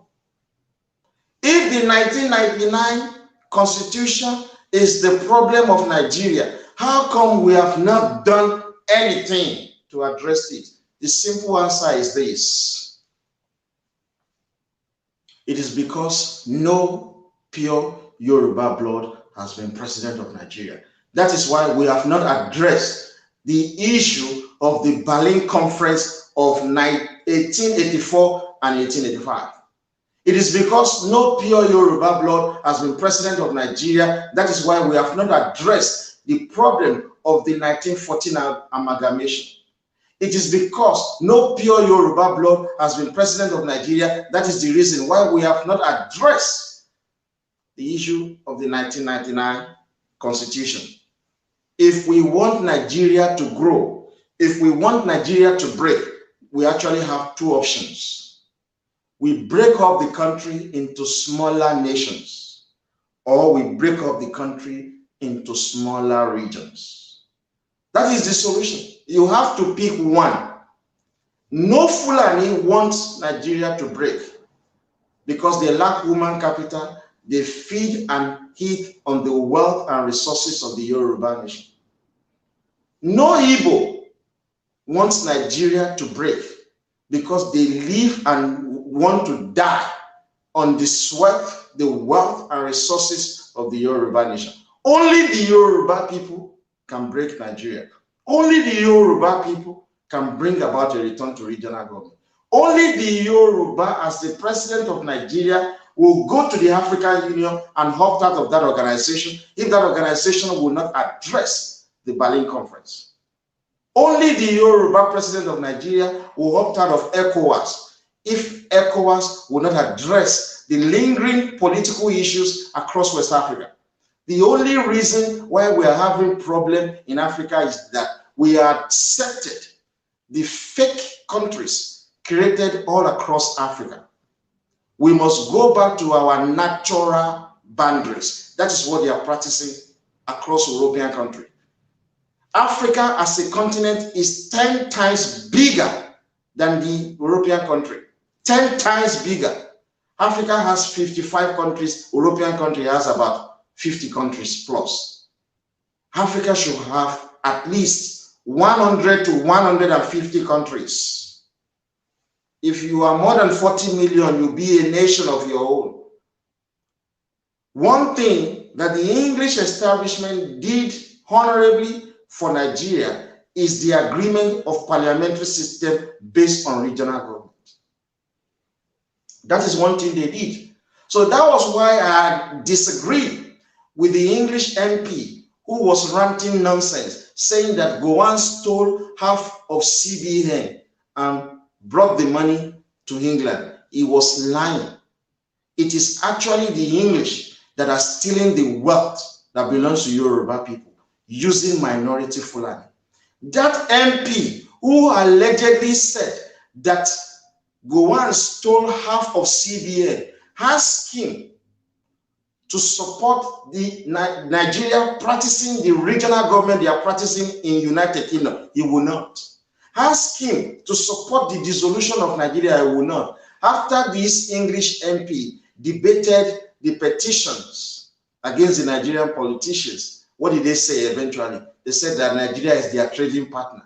They can't sanction the leaders. English are stealing your wealth. It is the same people you are going through to help you to solve their problem. It is English politician, the government in England, that is responsible for the poverty in Nigeria. It is the government in England that is responsible for the killings across Nigeria. They are the people. If you want to know, tell the MPs in England to support the dissolution of Nigeria. They will not. If they will not, tell them to support Nigeria returning back to regional government. They will not. They are the one who are benefiting from this unitary system.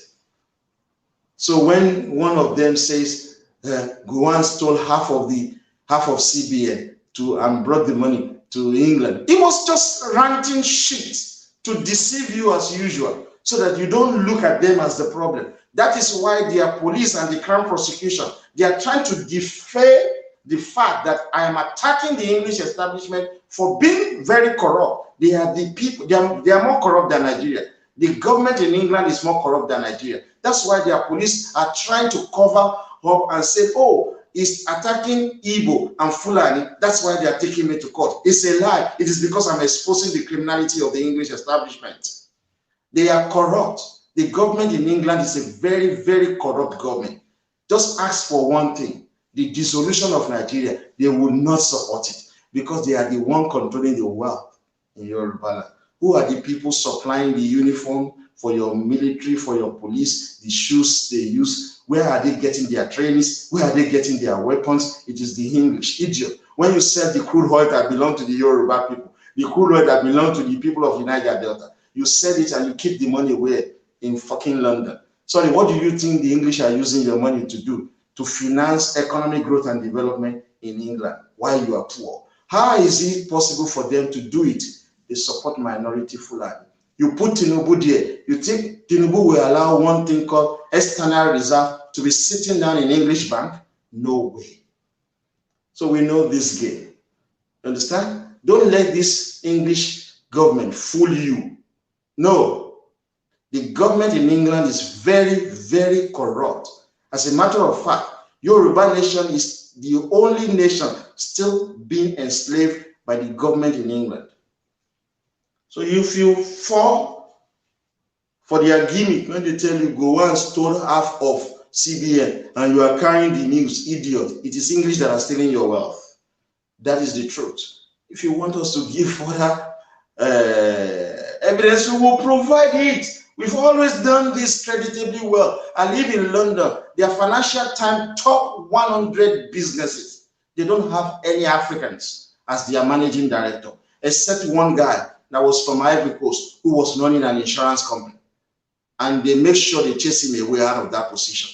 Go to the top consolidated businesses listed on the Nigerian Stock Exchange, which is actually Lagos Stock Exchange. Go there. You will see several English as managing director. Does that make economic sense?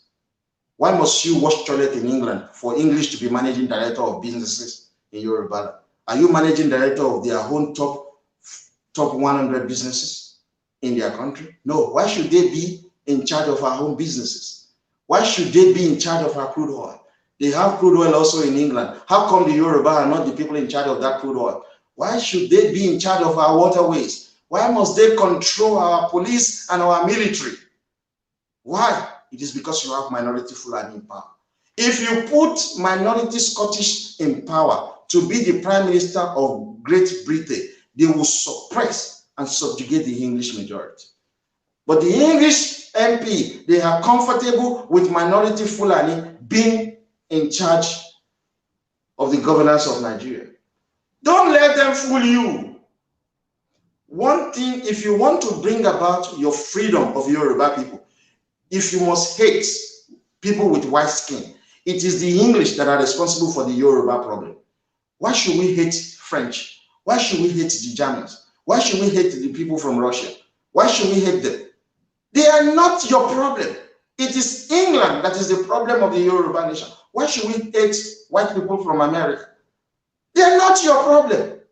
So if you want to solve your problem, you have to cut the friendship of the French. You have to cut the friendship of the Germans. You have to cut the friendship of the white Americans. Stop hating everybody with white skin. They are not the cause of your problem. It is the government in England that is responsible for the shithole that Nigeria has become. It is the government in England that is supporting Fulani not to allow a return to the regional government. It is the government in England that is supporting Fulani to retain power. That's why they are trying to scheme out Tinubu. The government in England knows that Tinubu will not allow them to continue to suppress the Yoruba people. That is the truth. We've been warning you against BBC News Yoruba. The same English MP saying to you, and you believe them. That's why I pity Yoruba youth. English, they will run propaganda and ask you to go and kill your leaders. You will kill them before you realize that it was shit propaganda on you. They are our problem. The Yoruba number one problem outside Nigeria is the government in England. The Yoruba number one problem inside Nigeria is the Igbo. You know that Anthony Enahoro is an Edo man. He was very close to Awolowo. The English deported him. He was hiding in England when the Igbo and Fulani wanted to jail him on false allegation of planning coup with Awolowo. He escaped to England. The English deported him in 1964 to come and face trial. Somebody that did not commit treason. Why was he deported by the English? Because he supported the interests of the Yoruba nation. But the same English, they prevented Umaru Diko, a confirmed criminal. They prevented him from being deported to Nigeria to face trial. Umaru Diko was a common criminal. He was also a Fulani man. The English stopped him from being deported, but they deported Anthony Enahoro to come and face false allegations. It is this same English that you think will resolve your problem? You have a long way to go. Yoruba nation would do so well to forge good relationship with the people of France, with the Germans, than forging a relationship with the English. English will destroy you. Look at what their police and crown prosecution is trying to do to me. Look at what they are trying to do to me. Because I'm exposing the fact that England, the government in England, is responsible for the poverty in Yorubaland. It's responsible for the killing that is going on in Nigeria. It is this government that is supporting minority Fulani to keep unitary system in a multicultural nation. Because we're speaking truth. They are covering themselves. They don't want to appear as if they are attacking me because I'm attacking the English establishment. They are coming with the cover of me attacking Fulani and Igbo. These are fucking shit criminals. And you continue to fear for the rest of your life. Because I didn't come out, I was supposed to come out after my first lecture. Because I did not come out, people were saying, oh, has he been arrested again? Are you out of your mind? I'm an immigrant in England. This is not my country. The English can decide to kill me. They can decide to put me in prison. We do the same thing to English national in our country. That is what is called diplomacy, reciprocity, tit for tat. Stop thinking that you are slaves. People will humiliate your leaders. People will destroy your nation, and you embrace the same people destroying you. Why should we continue to give English businesses the leverage in Yorubaland to make profit? The same people that have never supported our political interests. We allow Guinness Nigerian PLC to continue to make profit. It belongs to the English. We allow Standard Chartered Bank to continue to make profit. It belongs to the English. We allow Cadbury. We allow PricewaterhouseCoopers. We allow so many English businesses to make profit in Yorubaland. The same people who have always been supporting Fulani. Why don't we tell them to move their business to Hausa Fulani land and do it there? They continue to threaten the best of your brain. You continue to embrace your enemy. Moving forward, we must forge super special relationship with white nations that support the Yoruba people. They're saying to you, remember, recollect, ask yourself, why was Anthony Enahoro deported from England to face trial? Awolowo was jailed in 1963 along with 21 other Yoruba citizens. Anthony Enahoro escaped to England to hide there because the false allegation that Awolowo was planning treason, it was false. But the English deported Anthony Enahoro. But Umaru Diko, he escaped from Nigeria after he has stolen so much wealth with evidence in public already. The English stopped him from being deported because he's Fulani. And these are the people you run to Yoruba. This is where your children are going to acquire education. What stops you from going to Netherlands? When we had problem over Abiola, who helped you? Who helped you, Yoruba nation? I don't do sentiment. I don't do sentiment. I don't like black people because they are black. If you cannot protect my interests, I don't want to be your friend. Whether you are black or not is none of my business. When we had problem over Abiola between 1993 and 1998, it was the people from the Scandinavia that were helping Yoruba people. They are white. South Africa denounced us. Ghana denounced us. They did not help us. No single country in Africa helped the Yoruba nation.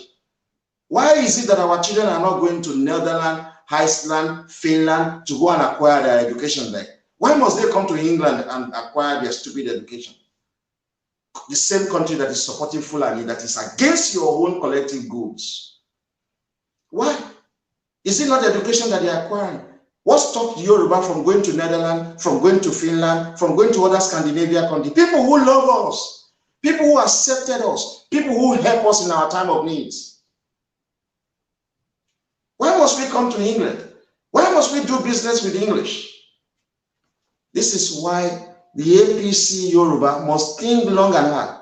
If anything happens to Tinubu now, that party will crumble. That is why leadership must be given to people like us who have the boldness, the character, and the sheer determination to lead the Yoruba nation. Not weak men like Fashola, like Fayemi, like Akeredolu. Stupid people already been threatened by Fulani. They now working against the collective good of their own benefactor, Tinubu. This is how you change leadership. This is what happened. Look at when David Cameron was in university. They already knew that he's going to be prime minister, and they groomed him to take that position. When Boris Johnson was in university, he was already being groomed to take up the leadership. This is something Tinubu should do. He should look for brilliant mind, bold, strong Yoruba who can help to move the nation forward, not stupid people that are undermining him.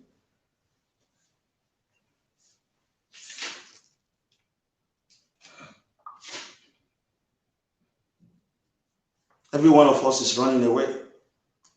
We want to travel abroad. We are going there to claim asylum. We're going there to do sham marriages. Doctors, lawyers, nurses, teachers, even politicians are running away from Yorubaland. Who is going to fix our country? It's a shame. It's a big shame that people cannot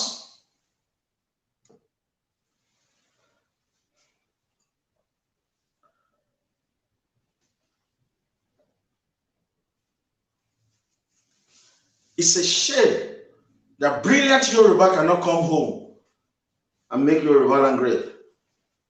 It's a shame. So every one of us, we are running away. We want to go to London. We want to go to America. We want to go to Canada. Our doctors, nurses, teachers, even politicians, everyone is running. Who is going to fix Yorubaland?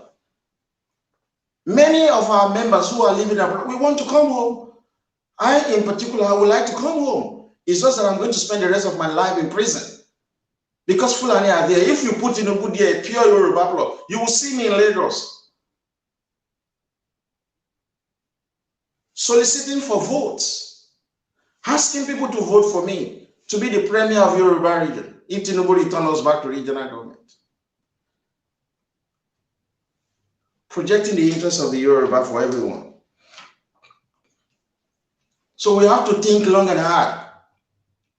Look at this. Let me just digress a little bit so that I will come back tomorrow and continue. Look at what the Yoruba liberals are doing and Igbo. They are circulating the residence of MC Oluomo and the hotel built by his deputy. What are they projecting? When I used to work in Nigeria, my last salary was 300,000 naira before I came to England. If I remain in England, in Yoruba, perhaps I will be earning like 1 million or more than 1 million now. So how much do you think that MC Oluomo will earn in a month? It will definitely earn more than 1 million naira.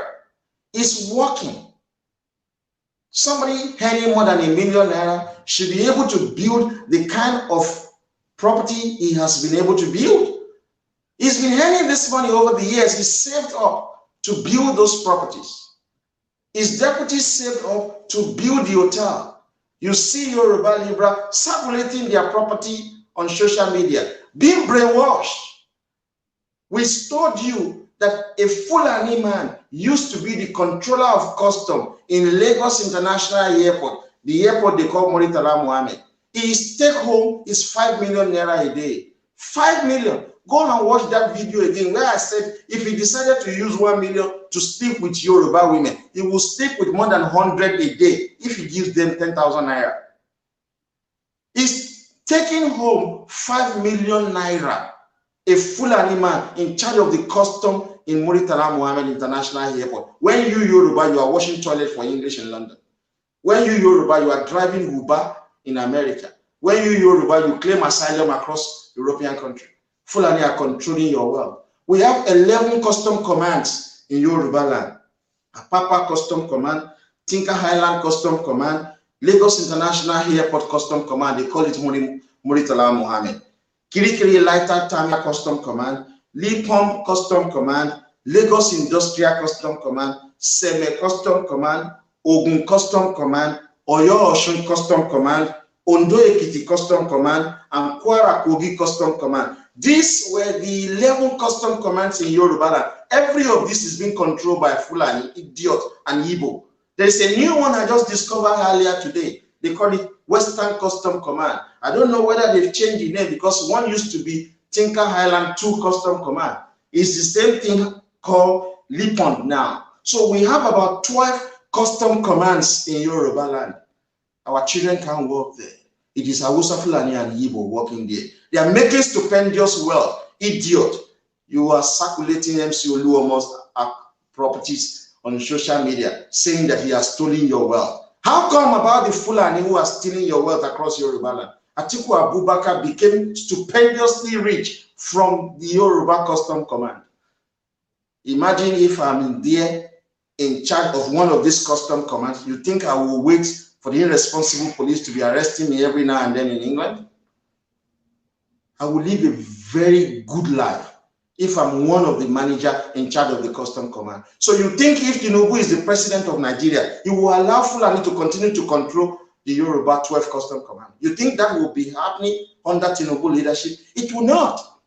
Apapa custom command will be under the control of a Yoruba man. A Yoruba will be the controller of that custom.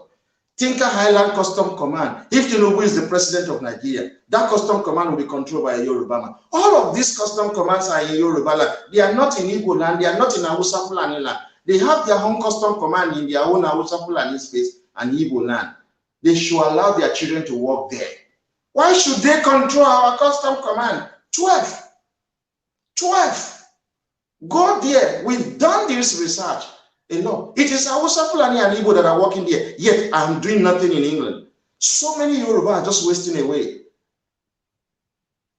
Go to America, you see brilliant minds who are Yoruba with no job. But all the federal government jobs in Yoruba have been taken away from us. Yet you are saying MC Oluomo has a beautiful, well-built accommodation. You are condemning him. No, he should be poor working with his head. Ayenyu ni da. Enyu lori buruku. Tebari Yoruba tó ṣoríire ẹ máa fẹ́ kún wálẹ̀ olùṣì Hausa Fulani jẹmù lámọ́ yín lára nílẹ̀ Yorùbá ẹ rí tìyẹn rò kò ní dá fáyé gbogbo ẹ̀yin Libra ẹ̀ ẹ̀yin olórí burúkú olóṣì àwa wà ń lo òyìnbó àfọgọ́tà fún òyìnbó ọlọ́pàá wọn ààrẹ sí wa bó ṣe wù wọ́n wọ́n fi wá sínú handcuff wọ́n tì wá mọ́ prison olóṣì ṣèlú wa ní ṣèlú bàbá wa ní bíbá ẹ̀rọ ọmọ yín tó ń ṣe rere ẹ fẹ́ bá tiẹ̀ jẹ́ ẹni MC Oluomo kọ́lé ìgbà tó wá kọ́lé ńkọ́ kì í ṣe ọmọ Yorùbá ni ẹ̀yin olórí burúkú olóṣì àwọn ọmọ Hausa ń jẹ owó mọ́ yín lára àwọn ọmọ Igbo ń jẹ owó mọ́ yín lára. Igbo people are the ones selling properties throughout Lekki. Lekki has been marked for demolition. It's part of the places that will be destroyed. Igbo have taken over an entire Lekki area now. They are the ones selling land for we Yoruba, foreigners. But you don't think about that. It is MC Oluomo house that you are circulating on social media. Entire hinti tapa obi bo intense Yoruba. Te ba ti romo Yoruba tó ṣoríire be te ma ba ti e je ni Ṣàngó ló ma fọ́ yín lójú dànù. Ẹ̀yin lórí burúkú olóṣì.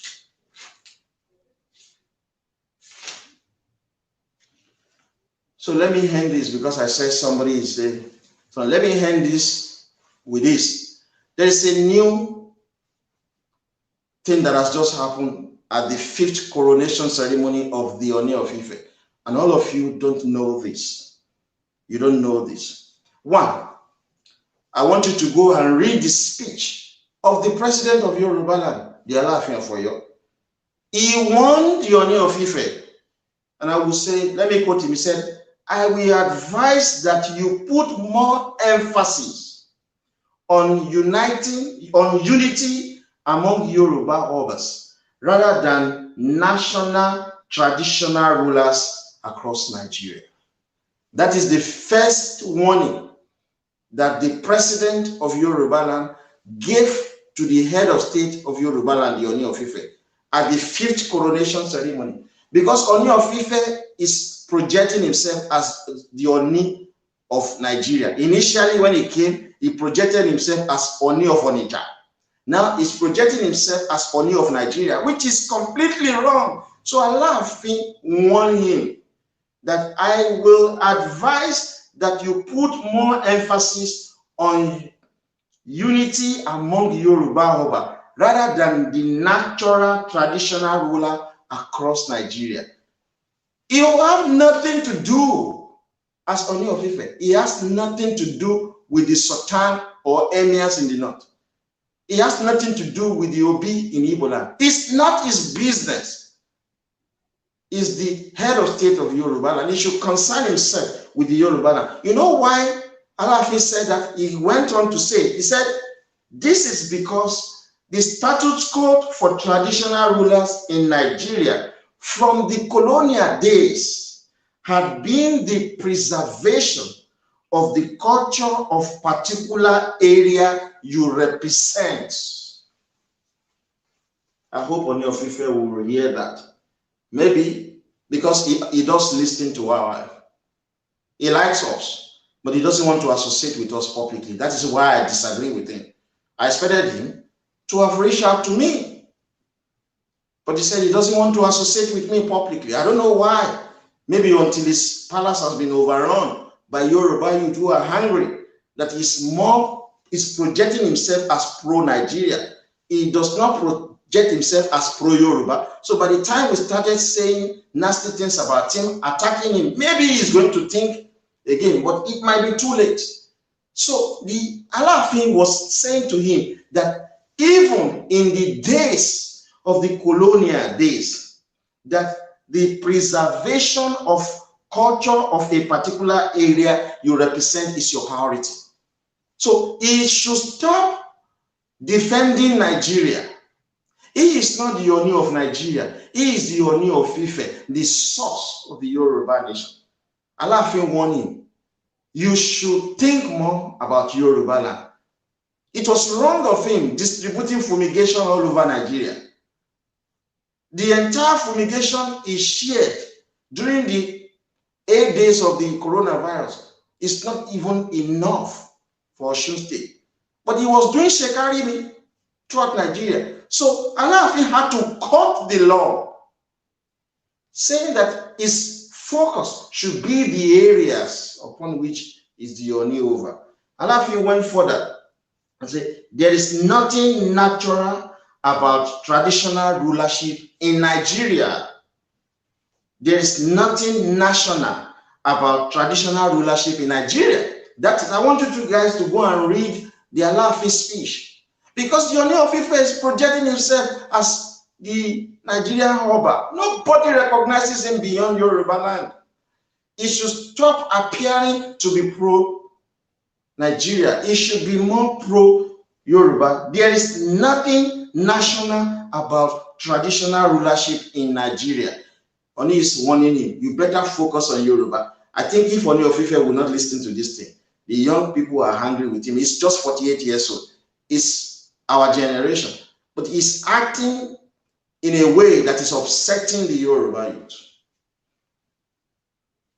Alaafin went on and said, unlike elective political officers, which has a unified process of emergence, that cannot be said of traditional rulership.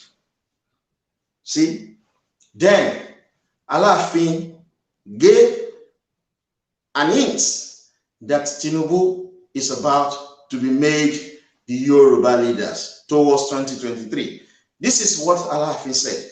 Alaafin said that in 1967, Yoruba obas and political leaders made Awolowo Yoruba spokesman. He now went further to explain that they made Awolowo Yoruba leaders in 1967 because of the peculiarity of the situation of that time. War was about to start in 1967. Awolowo was made the leader of Yoruba nation in 1967. He gave a speech in May 1967 where he made 4 demands. 1, a return back to the regional government. 1, the decentralization. 2, the decentralization of the military, the decentralization of the police, and the loan obtained from IMF and World Bank, Yoruba will not pay it back. It is the project cited in Yorubaland that Yoruba will pay for, because Gowon and Agui Ironsi, who are Igbo and from the north, took loans from IMF and World Bank, thinking that Yoruba will pay it back. These were the 4 things that Awolowo, as the leader of thought and the Yoruba leader in 1967, requested of the Nigerian state, that we go back to regional government, that will decentralize the military, that only Yoruba will work in the military in Yorubaland, that will decentralize the police, only Yoruba will work in the police in Yorubaland, and that Yoruba will not pay back the loan obtained from IMF and World Bank. We were about to start a war. Alaafin, in that speech, just a recent piece, said that we are in a similar situation now. He said that Yoruba, we are in the same situation that we were in 1967. Alaafin knew what the Fulani are doing with Aregbesola and co. So he hinted that the Yoruba obas and the Yoruba political leader will soon support Tinubu and declare him the political leader of Yorubaland. So those of you who are saying that Professor Akintoye is the political leader of Yorubaland, you are just foolish, because you cannot make anybody the political leader of Yorubaland when the Yoruba natural leaders and the Yoruba politicians have not agreed. When we talk about Yoruba politicians, we're talking about people who can win elections. Is Professor Akintoye, can he win any election in Yoruba? Me, I can win an election across Yorubaland, even from London. So you see, then Alaafin concluded and reminded Oni of Ife the war of 1764. That war happened in Ghana. The war was called Atapeme War. Alaafin elaborated more on that war. He said that the Ashanti Empire wanted to take over Akanyem as a vassal state. Akanyem is a small place in today Ghana. The Ashanti Empire wanted to overrun that nation. That nation sent emissaries to the Oyo Empire, to the Alaafin, who was the president of Yoruba there. Then Alaafin armed his men. We went to war with the Ashanti Empire in 1764. We defeated in that war. So Alaafin reminded Oni of Ife that he should change his ways. He should be more pro-Yoruba than appearing to be pro-Nigeria. And we are getting impatient with the attitude of Oni of Ife. We are getting impatient. He's so young, he's in our age bracket, he's in our generation, yet he doesn't seem to get this thing. He doesn't seem to get this thing, that if the people, the young Yoruba, decide to remove him, they will use force. Fulani will not save his house. Igbo won't save him. They will come to the palace and overrun the palace, and that will be the end. It will be written in history. France used to have kings. Our obas in Yorubaland, in as much as we look up to you as the Orisha, living Orisha, you must respect with the subject. We don't want Ooni of Ife to continue to appear as the Oba of Nigeria and continue to undermine the welfare and interests of the Yoruba nation. So I can tell you, having read that speech of Alaafin, Tinubu is likely going to be made the Yoruba leaders. That was an hint from that. So tomorrow, guys, we will talk more on some other things. And thank you so much for joining me this evening. I'm going to see you tomorrow. Cheers. Yes.